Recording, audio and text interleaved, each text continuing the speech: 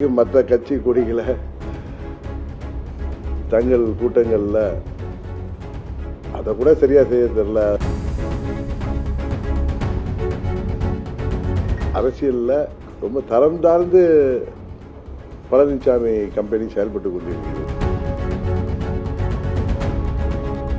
என்ன நடக்குது? சோசியல் மீடியால அந்த கொடியை ஒரு அதிமுக தொண்டர் கையில கொடுத்து 2 கொடி ஒரு கூட்டத்தில் பிடிச்சி வச்சிருக்காங்க. எடப்பாடி பழனிசாமி அவர்கள் என்ன கொள்கைகளை நோக்கி தமிழகத்தில் பரப்புரையும் பயணத்தையும் மேற்கொள்கிறார்? அது நீங்க அவர்கிட்ட தான் கேட்கணும். அவர் எனக்கு தெரிஞ்ச வரைக்கும் எல்லா இடத்துலயும் போய் சவுண்ட் விடுறாரு, காட்டு கூச்சல் இருறாரு.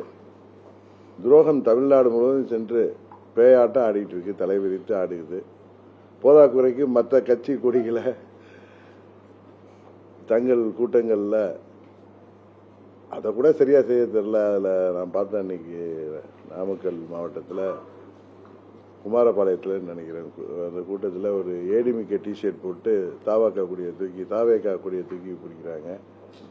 ரொம்ப அரசியலில் ரொம்ப தரம் தாழ்ந்து பழனிசாமி கம்பெனி செயல்பட்டு கொண்டிருக்கிறது. காரணம், ஒரு கட்சி அது இப்போதான் அந்த நமது கரூர் துயர சம்பவம் நடந்து இப்பதான் 2வது வாரமே, இன்னைக்கு சனிக்கிழமை தான் முடியுது.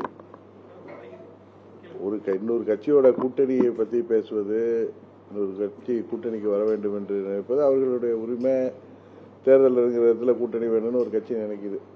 அதெல்லாம் தவறு இல்லை. ஆனா அவர்கள் இதே மாதிரி ஒரு கொடுமையான துயர சம்பவம் அங்கே நடந்திருக்கின்ற நேரத்தில் நாம் முன்பு சொன்ன மாதிரி வீடு பற்றி எரிகிறப்ப சுருட்டுக்கு நெருப்பு கேட்கிற மாதிரியும், ஆடு நினைதுன்னு ஓனாய் கண்ணீர் விடுற மாதிரியும் பழனிசாமி செயல்படுறது, அது எல்லா அரசியல் கட்சிகளுக்குமே ஒரு தர்ம சங்கடத்தையும் தலைக்குணிவையும் ஏற்படுத்துது. இந்த நேரத்தில் நான் மிகவும் மதிக்கின்ற ஒரு பத்திரிகை, அதுல தாவேகா கொடிகள் அதிமுக கூட்டத்தில் வீசப்படுகிறது, கூட்டணி நெருங்கி வருகிறது. இது குழப்பத்தில் தினகரன் அவங்க போட்டிருக்காங்க. என்ன நடக்குது? இது சோசியல் மீடியால அந்த கொடியை ஒரு அதிமுக தொண்டர் கையில கொடுத்து 2 கொடி ஒரு கூட்டத்தில் பிடிச்சி வச்சிருக்காங்க.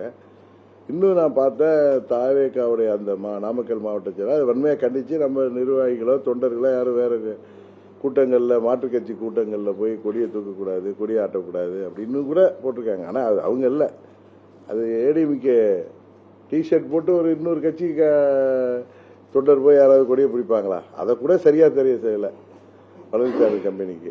அதாவது தாவேகா கூட வரணும்னு அவங்க நினைக்கிறதோ, அவங்களுக்கு அழைப்பு விடுறதோ, அவங்கள்ட்ட போய் கேட்கிறதோ அவர்களுடைய உரிமை. ஆனா திரு விஜய் அவர்கள் என்ன மதுரை மாநாட்டில் கூட சொன்னார், எங்க தலைமையில தான் ஆட்சி அமையும், எங்க தலைமையை ஏற்று கூட்டணி வாங்கன்னு சொல்றாரு, மற்ற கட்சிகளுக்கு அழைப்பு விடுறாரு. அப்ப பழனிசாமி விஜய் அவர்களின் தலைமையை ஏற்று அந்த கூட்டணியில் செல்வதற்கு தயாராகிவிட்டார். அந்த அளவுக்கு எடப்பாடி பழனிசாமியுடைய கட்சி இடிஎம்கே பலவீனமாயிட்டு வருவதுதான் காமிக்குது.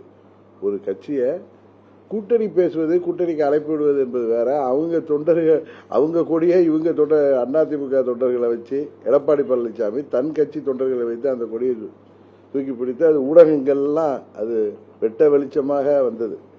இந்த நேரத்தில் இன்னொரு தமிழ் பத்திரிகை, நம்ம மிகவும் மதிக்கின்ற ஒரு ரெப்யூட்டட் பத்திரிகையில தாவேகாவும் எடப்பாடி திமுகவும் கூட்டணி பார்த்து நெருங்குகிறார்கள். அதை பார்த்து தினகரன் குழப்பம். எங்க 2017 நாங்க பழனிசாமி துரோகத்தை எதிர்த்து கட்சி ஆரம்பிச்சப்ப தாவேகாங்கிற கட்சியெல்லாம் இல்லை.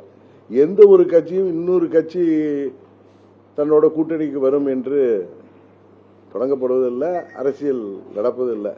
அதை கூட அவர்கள் தெரிந்திருந்தும் அவர்கள் ஏதோ ஒரு காழ்ப்புணர்ச்சியோடு அப்படி அவர்கள் ஒரு செய்தி வெளியிடுறப்ப அது அவர்களுடைய ரெப்புடேஷனை தான் அது பாதிக்கும்.